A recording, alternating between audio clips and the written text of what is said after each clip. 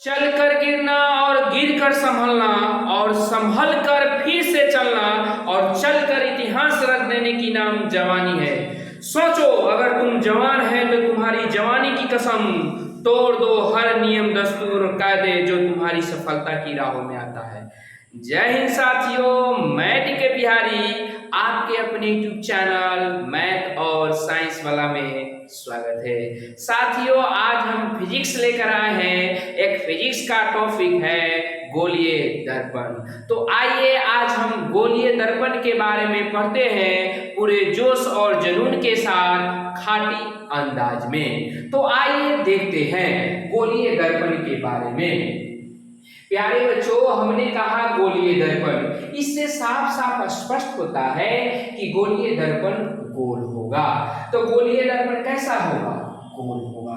अब इस गोल है, कैसा है? सर्किल है, वृत्त के जैसा है। कैसा है?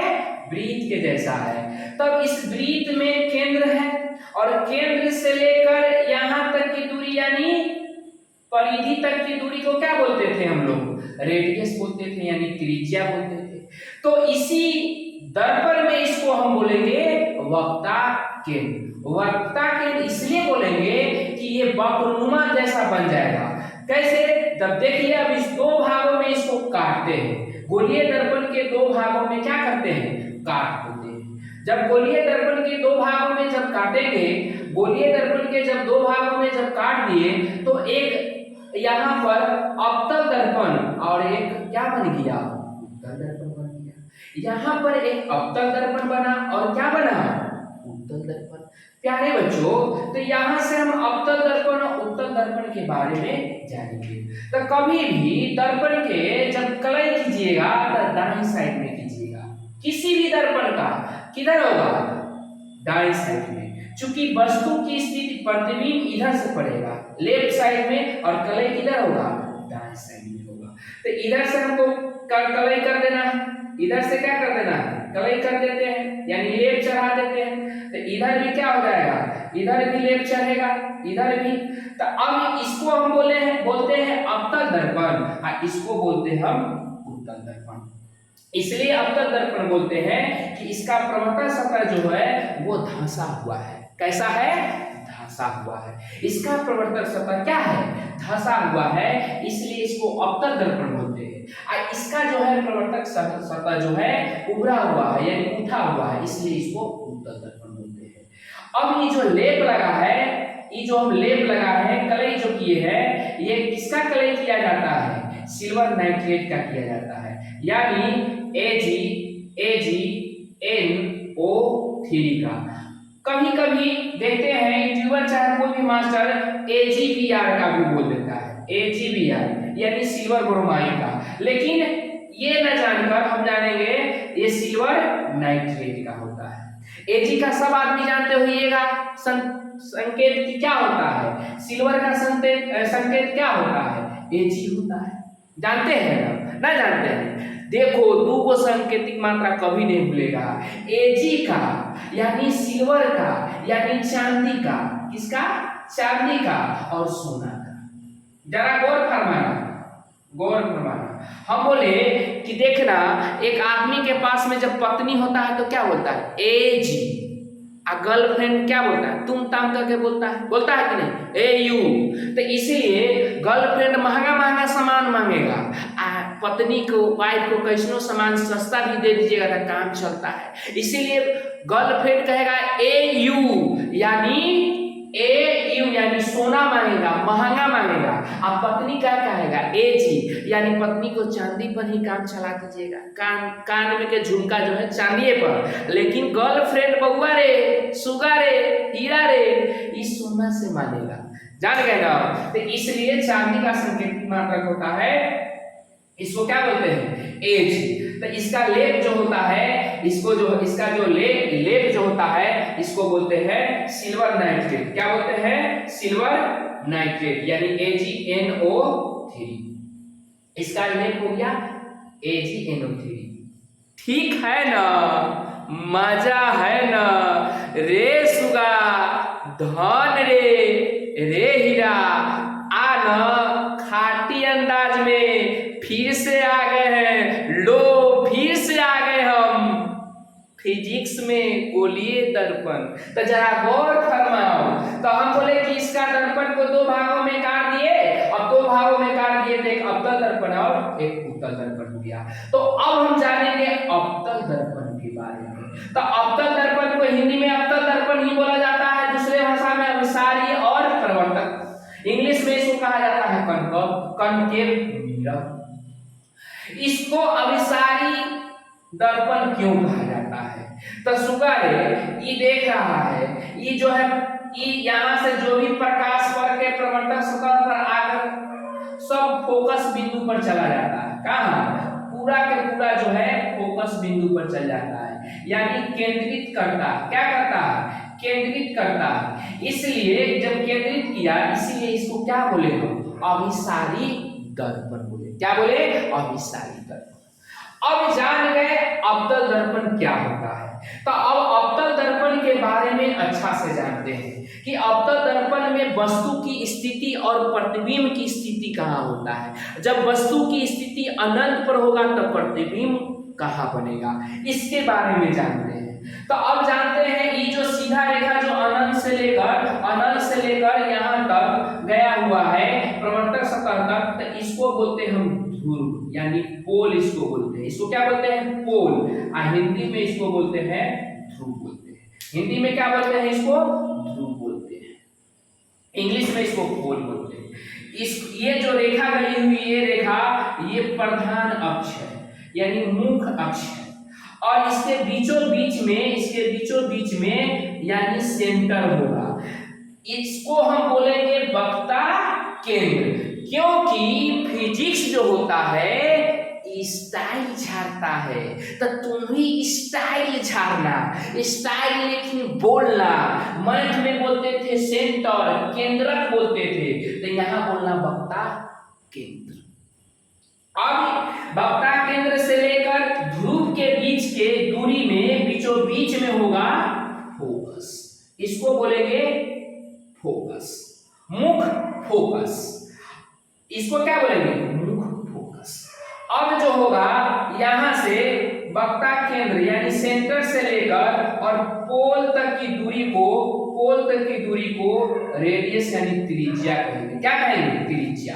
क्योंकि सेंटर से लेकर यहां तक की दूरी को क्या कहते हैं? त्रिज्या बोलते हैं। क्या बोलते हैं? त्रिज्या बोलते हैं। तो यहां से यहां तक की दूरी को, सेंटर से लेकर ध्रुव तक की दूरी को क्या बोलेंगे? त्रिज्या बोलेंगे।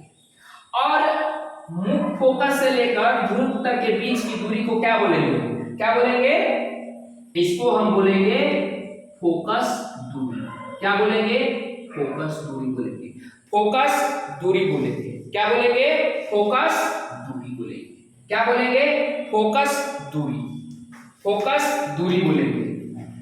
अब जानते हैं इस चीज को कि यहां से यहां तक की दूरी को हम जान गए फोकस दूरी, और यहां से यहां तक की दूरी को जान गए त्रिज्या। ये हमारा हो गया अनंत। अब इस बात से हम समझ गए कि इसको बोलते हैं पोल यानी ध्रुव, और इसको बोलते हैं फोकस, इसको बोलते हैं वक्ता केंद्र, और यहां से यहां तक की दूरी को त्रिज्या कहते हैं। जहां में लिखा गया हुआ है कि P को पोल बोलते हैं, A को फोकस बिंदु बोलते हैं, R को वक्ता त्रिज्या कहते हैं, C को वक्ता केंद्र कहते हैं, छोटी f को फोकस दूरी कहते हैं। अब जानते हैं अवतल दर्पण में वस्तु की स्थिति और प्रतिबिंब की स्थिति के बारे में। किसके बारे में? प्रतिबिंब के बारे में। तो जरा गौर फरमाइएगा। क्या फरमाना है? गौर। ये हम C लिख दिए, यहाँ पर हम F लिख दिए, और यहाँ पर हम वस्तु की स्थिति। ऊपर में क्या होता है? वस्तु होता है, यानी कोई भी व्यक्ति ऊपर रहता है, ऊपर में होता है, और उसका परछाई क्या है? उसका प्रतिबिंब कहाँ बनता है? नीचे। तो हम वस्तु को ऊपर रखते हैं। कहाँ रखते हैं? वस्तु को ऊपर रखते हैं। कहाँ रखते हैं? वस्तु को हम ऊपर रखते हैं। अब प्रतिबिंब कहाँ बनेगा? नीचे बन जाएगा। कहाँ बन जाएगा? नीचे बन जाएगा, और एक यहां होता है और एक यहां होता है। जरा गौर फरमाइएगा, ये सारे वस्तु की स्थिति है। क्या है? अनंत पर है वस्तु की स्थिति। ये इसको कहाँ कहेंगे? ये कहेंगे कि इसका जो है ये वक्ता केंद्र और अनंत के बीच में है वस्तु की स्थिति। और इसको क्या कहेंगे, ये वक्ता केंद्र पर है। और इसको क्या बोलेंगे, इसको बोलेंगे वक्ता केंद्र और एक यानी फोकस के बीच की दूरी है। और ये इसको क्या कहेंगे, फोकस की दूरी है। तो इसको हम 1 मान लेते हैं, इसको हम 2 मान लेते हैं, इसको हम 3 मान लेते हैं, इसको हम 4 मान लेते हैं, इसको हम 5 मान लेते हैं, इसको 6 मान लेते हैं, इसको 7 मान लेते हैं। तो देखो चेला, जैसे इधर से चढ़ेगा वैसे ही उधर से नीचे से उतरेगा। हम बोले कि घर के सीढ़ी होता है आ सीढ़ी में खेरी होता है, तो चढ़ते समय भी फर्स्ट खेरी, उतरते समय भी फर्स्ट खेरी, चढ़ते समय भी दूसरा खेरी, उतरते समय भी दूसरा खेरी। इसी तरीके से न होता है रे चेला।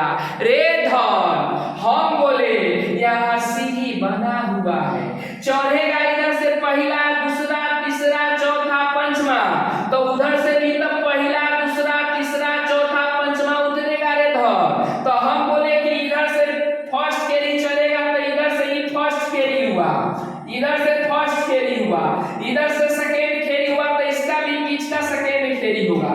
तो उतरो रे चेला। हम बोले कि वस्तु की स्थिति जब अनंत पर रहेगा, अनंत किसको बोलते हैं जानते हैं, जिसका मान नहीं निकला जा सके। रे समुद्र में कहां तक पानी है मालूम है, नहीं है, इसलिए अनंत का मान कहां तक जाएगा मालूम है, न मालूम है रे हीरा, इसका मान निकलवे नहीं करता, इसको बोलते हैं अनंत। तो हम बोले कि अनंत पर वस्तु की स्थिति होगा तो उतरेगा कहां रे हीरा, फोकस पर।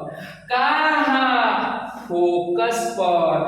अगर वस्तु की स्थिति अनंत और वक्ता केंद्र के बीच में होगा तो कहाँ उतरेगा, कहाँ, तब तू कहेगा सर जी इधर से फर्स्ट खेरी, तो इधर से चढ़े उतरे हैं फर्स्ट खेरी, तो इधर से सेकेंड खेरी चढ़े, तो इधरों से सेकेंड खेरी उतरेंगे सर। तो कहेगा केंद्र और फोकस के बीच में उतरेंगे।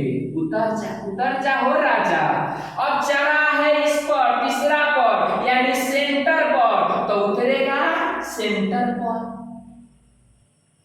अब इधर चढ़ा है किसमें, सेंटर और फोकस पर यानी चौथा में, तो इधर से भी चौथा में उतरेगा, 1 2 3 4। रे इधर से चढ़ा है पंचमा पर, तो उतरेगा पंचमा पर। मेरा कहने का अर्थ हुआ कि फोकस पर है तो उतरेगा अनंत पर। कहां पर, अनंत पर। पहला खेली तो इधर से भी पहला खेली, इधर से भी पहला खेली, इधर से उतरा दूसरा खेली तो इधर भी दूसरा खेली, इधर भी चढ़ा तीसरा खेली तो उतरा तीसरा खेली, इधर चढ़ा चौथा खेली तो इधर भी उतरेगा चौथा खेली, इधर उतरेगा पांचवा खेली तो इधर भी पांचवा खेली। मेरा कहने का अर्थ हुआ कि अगर वस्तु की स्थिति अनंत पर है तो उसका प्रतिबिंब कहाँ होगा, फोकस पर।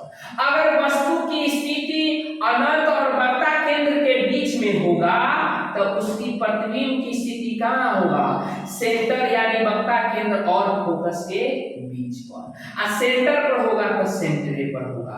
अगर सेंटर और फोकस के बीच में होगा तो सेंटर अनंत के बीच में होगा, और फोकस पे होगा तो अनंत पे होगा। यानी फोकस पर वस्तु की स्थिति रहेगा तो उसका प्रतिबिंब कहाँ बनेगा, अनंत पर बनेगा। समझे कि ना समझे, समझ गए रे, जान गए, मजा आ रहा है। हीरा रे, धन रे, आओ जरा गौर फरमाना। तो इधर भाई रे, इधर पूरा का पूरा खेल समाप्त हो गया, यानी इधर का इधर पूरा जो था खेरी, इधर जो जहां जहां स्थान था वो खत्म हो गया। ससुरा छठा जो है बकलोल की ओर देख रहा है कि हम कैसे उतरे कैसे उतरे कैसे उतरे कैसे उतरे, इसको पता ही न था हम कैसे उतरे। ससुरा दर्पण के पीछे कुतुब गया। कहां कुतुब गया, दर्पण के पीछे कुतुब गया, दर्पण के पीछे कुतुब गया ससुरा। ससुरा जो है पोल पर चढ़ा हुआ है, कहा कैसे उतरे अरे उतर, तो ससुर के सोझे नीचे गिर गया। यानी पोल पर चढ़ा और उतरा पोले पर, चढ़ा पोल पर बदरा पोले पर। अब समझिएगा किताब की भाषा। हम बोले कि आनंद पर रहेगा तो फोकस पर प्रतिबिंब बनेगा। हम बोले कि वस्तु की स्थिति, यानी ऊपर वाला को वस्तु की स्थिति कहते हैं, नीचे वाला को प्रतिबिंब की स्थिति कहते हैं। हम बोले कि आनंद और वक्ता केंद्र के बीच में रहेगा, आनंद और वक्ता केंद्र के बीच में रहेगा तो फोकस और केंद्र के बीच में होगा। अगर केंद्र पर है तो केंद्रे पर, अगर वक्ता केंद्र और फोकस के बीच में होगा तो यहाँ केंद्र और अनंत के बीच में होगा। अगर वस्तु की स्थिति अगर फोकस पर होगा तो प्रतिबिंब कहाँ होगा? अनंत पर। कहाँ? अनंत पर। तो ई जान गया। इधर जगह नहीं था तो कूद के उधर कूद गया पीछे, दर्पण के पीछे। पोल पर चढ़ा तो पोले पर से उतरा, तो यानी धुर पर तो धुर में हुआ। अब जानते हैं कि वस्तु छोटा बड़ा बराबर कहाँ कहाँ बनेगा, तो जरा गौर फरमाना चला। हम बोले कि यहाँ सबसे छोटा, बहुत छोटा, कैसा? बहुत छोटा, यहाँ पर बनेगा बहुत छोटा, बहुत छोटा। कहाँ? बहुत छोटा बन जाएगा यहाँ पर फोकस पर, और यहाँ बनेगा सोझे छोटा, और यहाँ सेंटर पर बराबर,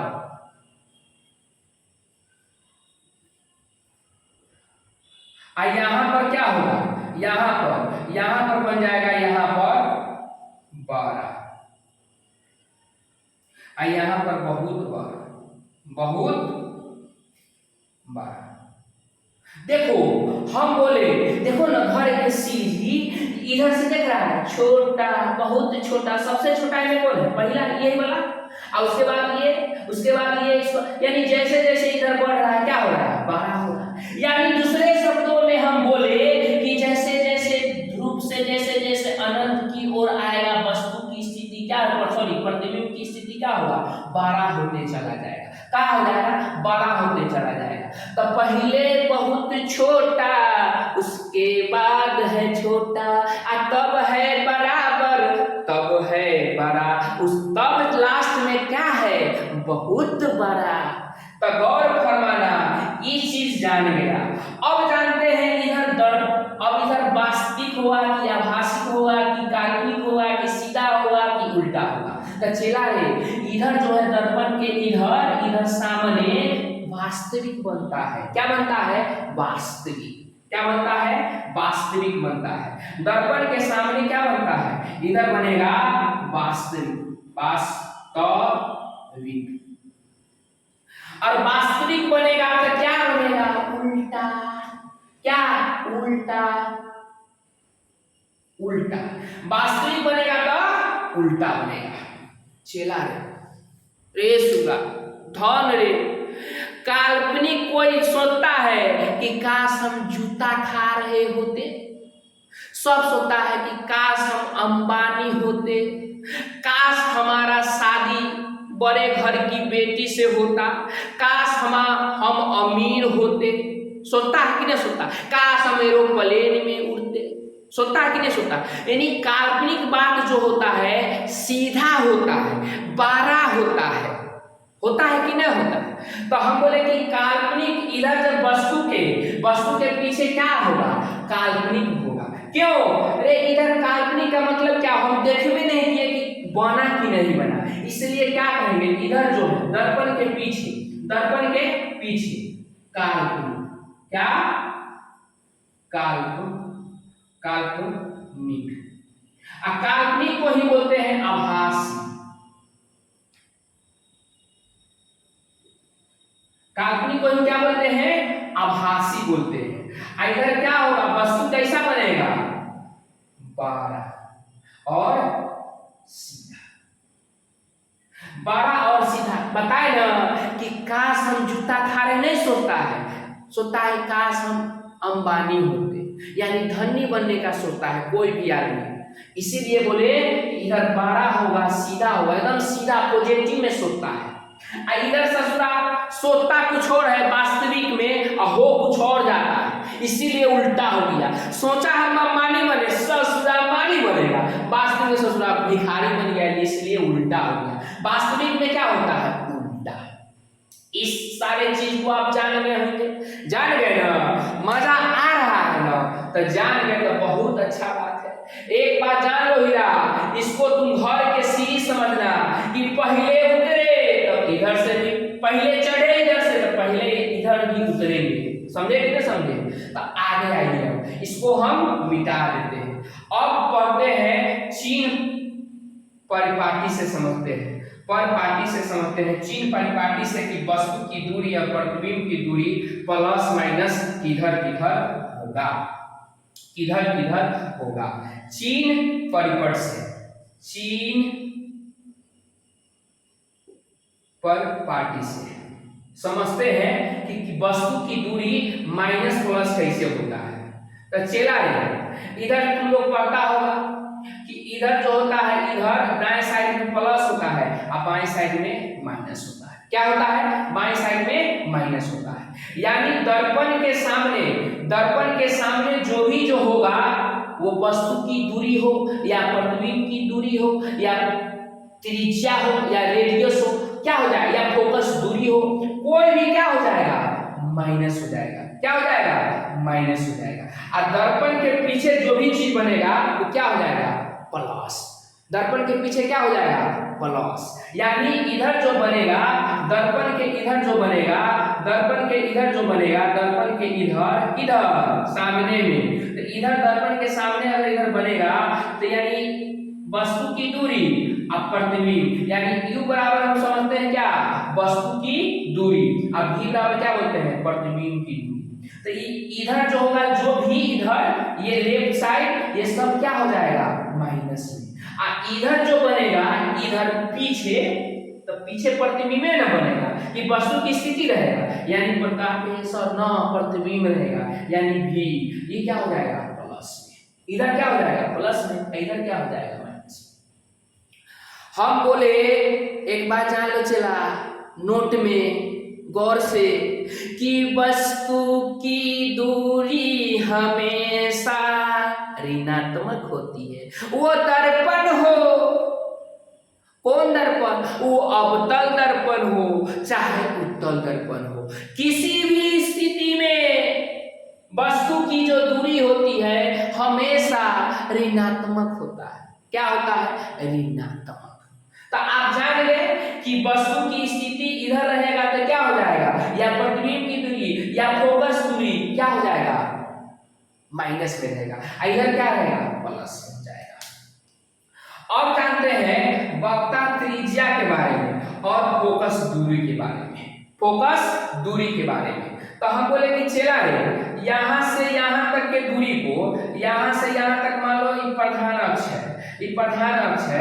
अब ये प्रधान अक्ष में इसको तुम बोलते हो कि अनंत है, और इसको बोलते हो बीचों बीच, पोल और अनंत के बीचों बीच वाले को क्या बोलते हो? वक्ता केंद्र। वक्ता केंद्र और ध्रुव के बीचों बीच वाले को क्या बोलते हो? फोकस। तो यहां तक की दूरी को, यहां से यहां तक की दूरी को क्या बोलते हो? रेडियस यानी त्रिज्या।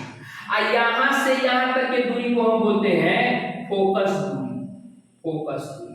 तो हम बोले कि यहां से यहां तक की दूरी यानी सेंटर से लेकर वक्ता त्रिज्या से लेकर ध्रुव के बीच की दूरी को बोलते हैं रेडियस।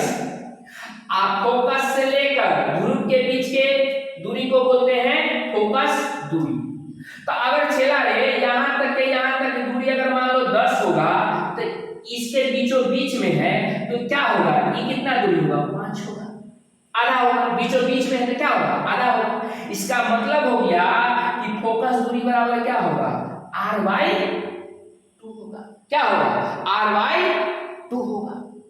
ये आप लोग समझ गए। अब रेडियस के बारे में, त्रिज्या के बारे में जान गए। अब जानते हैं अवतल दर्पण का उपयोग। अवतल दर्पण को कहां-कहां प्रयोग किया जाता है?